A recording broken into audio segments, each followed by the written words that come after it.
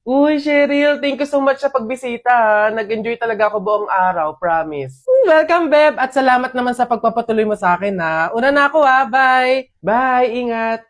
Shucks, malilate na ako sa pupuntahan ko. Nasaan na ba kasi yung kwintas ko? Dito ko lang yun nilagay, eh. Wow, babe! Ang ganda naman nito! Bagay sa akin. Joke! Over naman sa judge. Ba't naman niya kukunin yun, di ba? Tsaka friend ko yun, eh. Oh, bala na nga. Di ba? Feeling ko nga magjowa na sila, eh. Tingin mo. Siguro. Babe, pabantay nga muna nitong bag ko. CR lang ako. Hmm, Go, babe.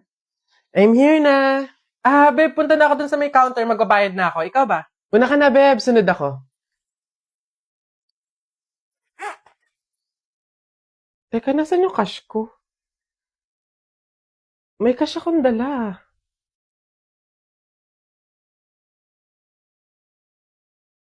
Hindi kaya... Pero imposible eh. Imposible talaga. Kaibigan ko siya eh.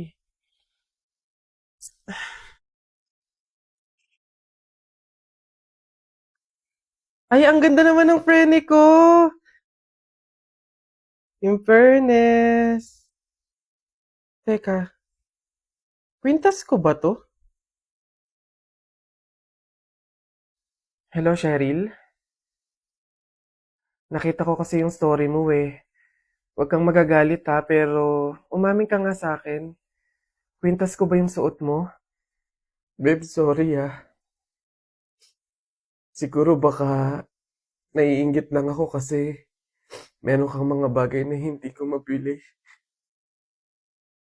Yung kwintas na kinuha ko sa'yo, ganong kwintas kasi yung gusto kong regalo sa nanay ko eh. Kaso nga lang mahal, kaya hindi ko mabili. May mga damit din akong nakuha sa'yo kasi sa tuwing nakikita ko yung mga kapatid ko na lalabas, wala man lang silang magagandang damit na naisusuot. Babe, sorry ha. Kasi yung pera na nawala sa bag mo, ako din yung kumuha nun. Binili ko kasi ng gamot tsaka ng pagkain si tatay eh.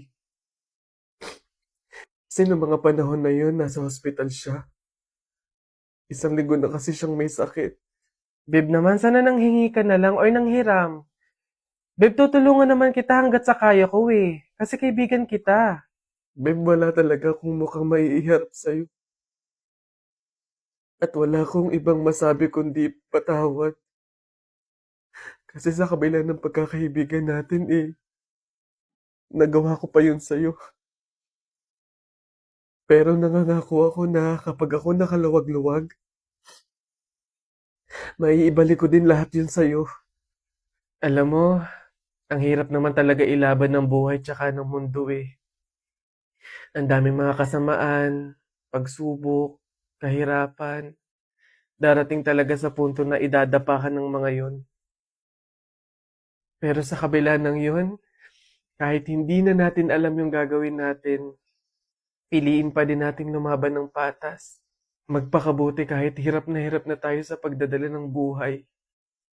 Masaya sa pakiramdam yung ganun eh. Basta lagi nating tandaan na walang masama sa paghihintay. May kapanahunan lahat ng hinihiling natin.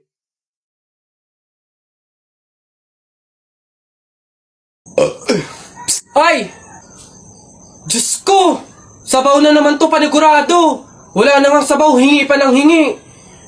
Tignan natin ngayon. Hello sir, again and again and again and again. Ito na po sabaw nyo. Yan. Sarap niyan. Salamat, salamat.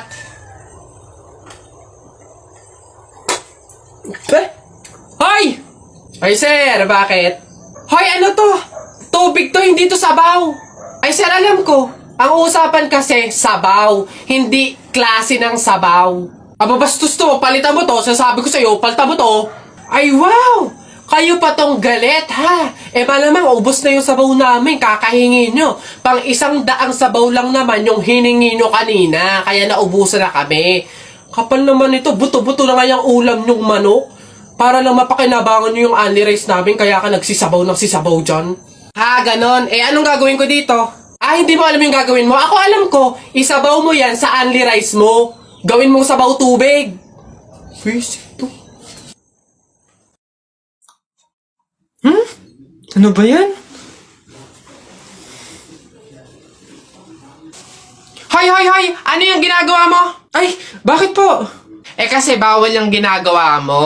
Hindi pwedeng punasan yung salamin ng kabaong, pamahiin yun, masama yun. Alis dyan, itigil mo yan. Ay, wow! Kayo pa tong may ganang magalit, ako na nga to nagmamalasakit. Pamahiin pa rin, ha? O, tingnan mo, nasan yung patay dyan? Hindi ko na nga maaninagan yung mukha sa sobrang gabok ng salamin, Ha?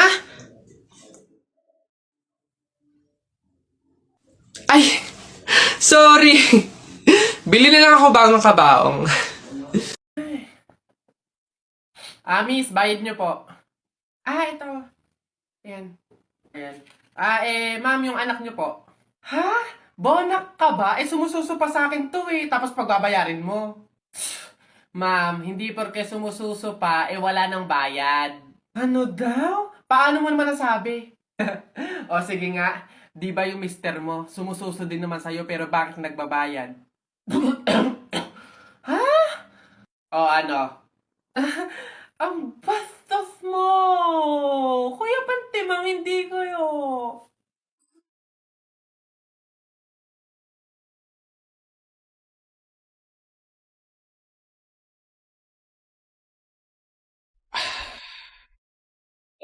Kuya, akin na nga kasi yan. Ako naman nauna dyan Ako kuya mo, kaya ako dapat mauuna. Mga anak, oy, mga bata kayo, kumain na kayo, tanghali na. Kasi naman Nay, tinan mo si kuya, kinukuha yung cell. Ayun, Nesty!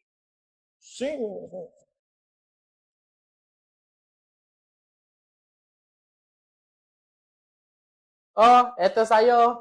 Tsaka, ikaw muna gumamit ng cellphone. Ano ba kasi pinapanood mo?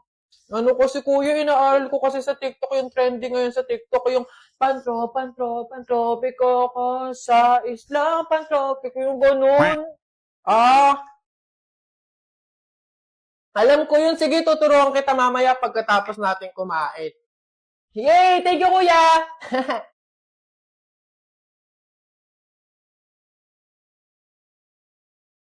Sige lang, mga anak. Naku, kayang-kaya i-bottomless ang Nesty. Mas nagiging sagana talaga ang kainan natin basta may Nesty.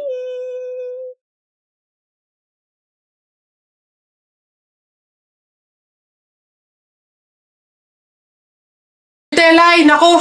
Una na ako, salamat sa pahapunan. Ay nako, sige, ingat ka, walang anuman. Sige po tita, ingat po. Bye, salamat ulit. Sige. Anak. Nay, bakit? Iikot mo yung plato, bilis. Ha? Bakit, Nay? Basta pamahiin yun kapag aalis yung tao galing sa hapagkainan, iniikot nila yung plato para walang mangyaring masama dun sa aalis. Ha? Ganun ba?